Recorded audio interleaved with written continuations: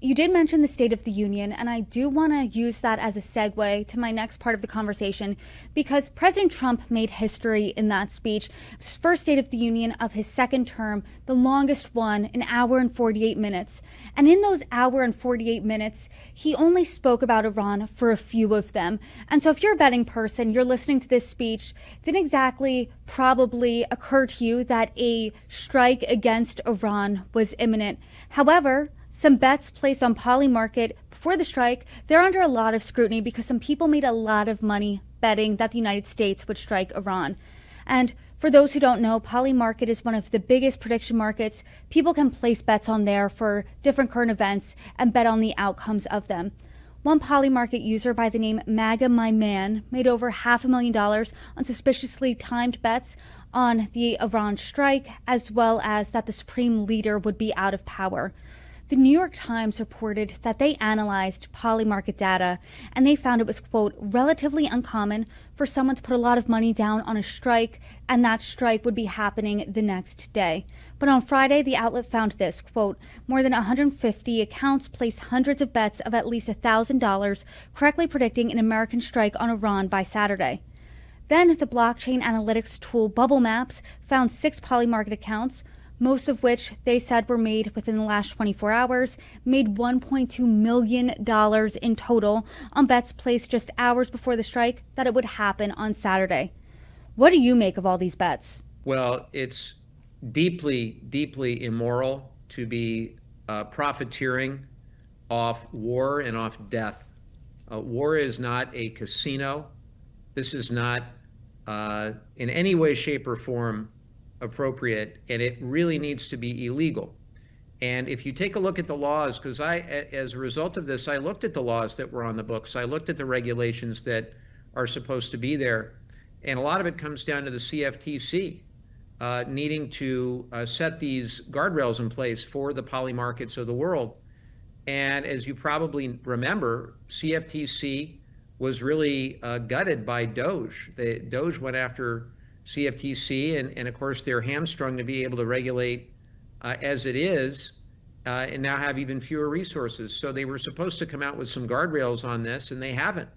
And in the absence of CFTC being able to do its job, Congress needs to step up and I believe create a statutory framework in the absence of any kind of regulatory framework to say very clearly and unequivocally that you should not be allowed to bet on war or death.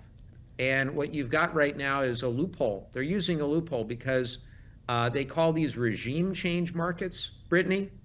So they say, for example, you're betting on whether the Ayatollah would still be in power, not whether he'd be alive or dead.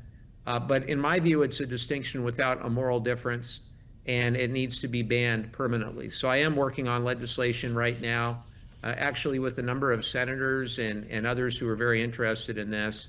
And I think there is a window. You know, it's not just a messaging exercise. I think there legitimately is a window to try to crack down on this because it's morally reprehensible. The other thing is we ought to track down who actually placed these bets. And I'm no expert, but my hope is that enough forensic analysis can be done to get at who may have done this and whether they were Americans or not. Were they involved in these military operations? If so, is there criminal liability for having misused their position or their knowledge in this manner? I think that this issue is twofold, right? One, to your point earlier, that betting on war, I mean, that is some really sinister stuff, really sinister way to make money. The second is the question of insider trading. And last Friday, the day before the strike, I had a Middle East expert on, and he was talking about what he thought was next. It was the day after the third round of negotiations between U.S. and Iranian officials resulted in no nuclear deal. And I asked, is diplomacy going to work, do you think, or do you think there's going to be strikes?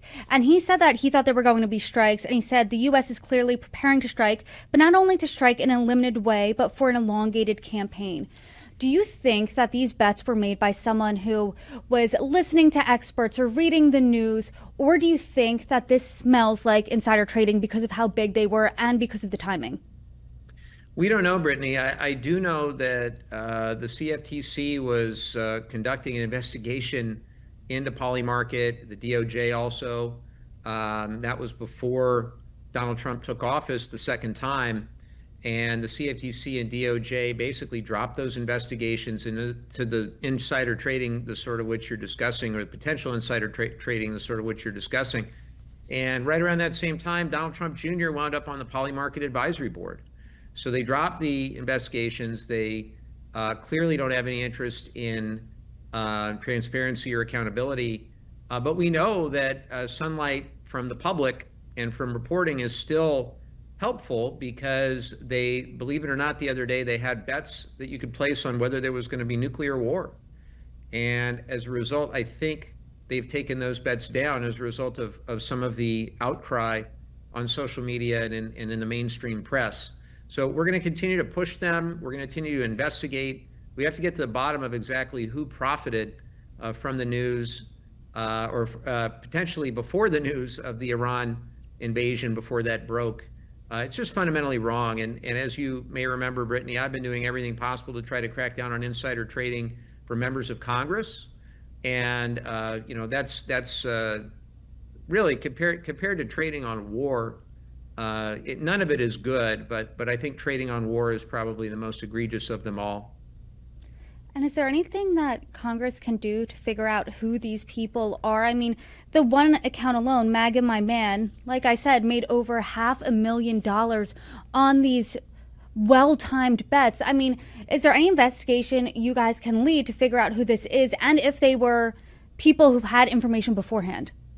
Well, I'll talk to my colleagues in the relevant committees to see what investigative opportunities may exist in the House. I suspect with Republicans in charge, they're not so eager to investigate Polymarket, particularly with Don Jr. on the board, on the advisory board. But I think the CFTC really is the regulatory entity with the jurisdiction to investigate. At least they're supposed to, and we're going to call on them to do that. Beyond that, what I've been told by people who have some expertise in forensic analysis of crypto markets and such is that it's very difficult, but not impossible, to determine who placed these bets, and we're gonna continue to follow through on this.